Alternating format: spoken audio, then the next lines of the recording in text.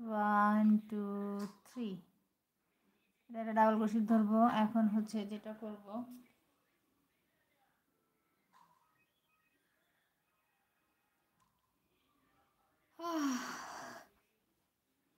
ছোটো ছোটোগুলো ছেড়েছি। আচ্ছা, ওকে।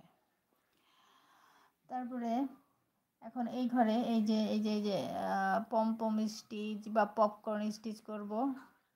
এর জন্য এই যে এটা মানে হচ্ছে এগুলো করব। এইটা দুইটা করব, এক ঘরে 4টি ডাবল ক্রোশেট দিয়ে একসাথে জয়েন করব। আর তারপরের ঘরে এটা 2 ঘরে 2টা পপকর্ন স্টিচ তৈরি করতে হবে। এখন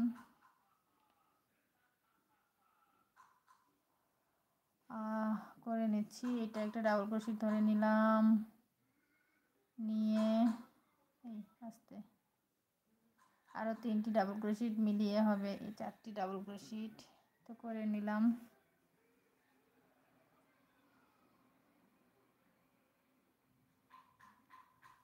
তিন,